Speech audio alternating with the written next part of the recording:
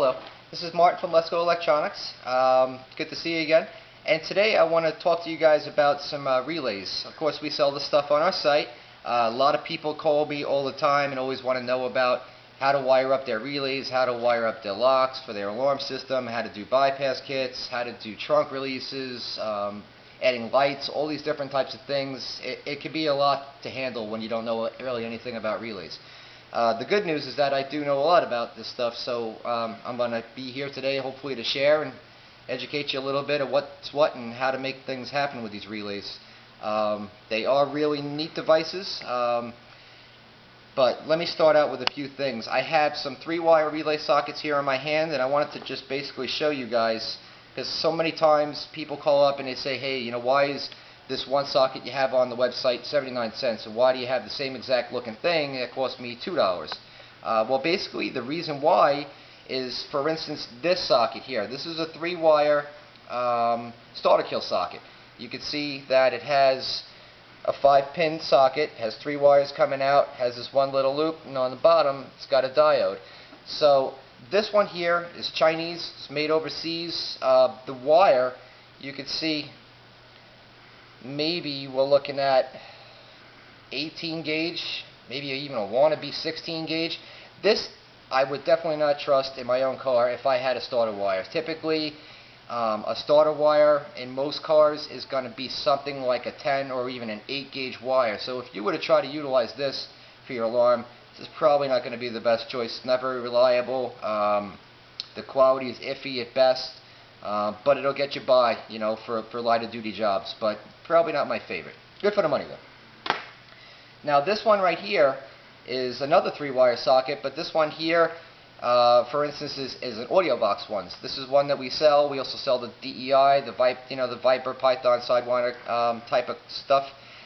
Directed Electronics does make a much better one, and as you can see, for instance, this one here is the wire that goes on the starter wire. Now again, comparing this to this, it's like almost twice of what you would get for your money with this one here. This is a reliable product. This is going to last. This is good. That's why this is $2 and why that one is 50 cents. But the 3-wire sockets, not really used that much. What is used a whole lot more are the 5 wires. Of course, 5 wires do everything. You're going to have your pins that will either accommodate a single pole double throw relay, which is a standard 5-pin relay, or of course you can use it for a single pole single throw relay. Now for instance, that's what they look like on the top side. On the back, same thing on a reverse, and this is an import. Again, another China special. The wire is very comparable to what you've seen on that other one. Actually, it's even worse. Now, for the wire itself, you can see that the wire inside is not very thick. It's not very, not very beefy whatsoever. Now, this is an American made, and as you can clearly see, this one is 3 times of what this one is. The insulation, it's not just all insulation and a little bit of wire, and this one is actually the other way around. It's more wire, less insulation. And again, just to illustrate, look at the length. This one you're looking at, what, 5-6 inches? This is a relay socket that a man can love. Now you're going to have 2 here for the coil side of the relay, which in all honesty are a real 18 gauge. All of these guys, these are actually real 14 gauge wire. This is good stuff. So good, not so good. But again, if you're using it for a light duty, everyday kind of simple project, the small ones will do the job effectively. Now as far as relays go, relays in and of themselves are fine, but it's kind of a drag to wire up a relay, crimping on females, putting on, and all that kind of stuff gets messy.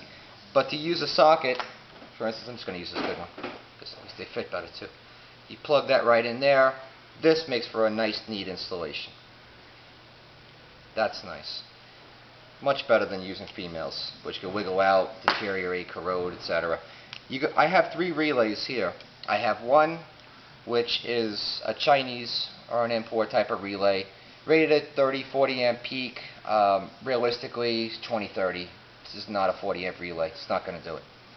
This one right here is a Tyco relay. As you can see, it's actually made I know you can't feel it, but it actually, you can feel the difference. It's actually got a real metal tab which clicks in. On the bottom you can see that they have real copper contacts. The coil's much more heavier. This is a true 40 amp relay. We sell these things, very good sellers. Anything that Tyco makes, Siemens makes, Omega, DEI, that's the good stuff. This is basically the same thing, just for the Siemens name. Pretty much identical in every way. Maybe the casing looks a little bit different, the contacts, etc. But more or less, same kind of deal. This is good stuff. So basically that's the difference. So if you're going to purchase relays, of course you're always welcome to give us a call, ask us for help, or what do you think is good for what. But we do sell both. In our next videos, which we're going to have 5 others, are actually going to explain to you how to use these relays and how to wire them up. So be sure to check back with us soon.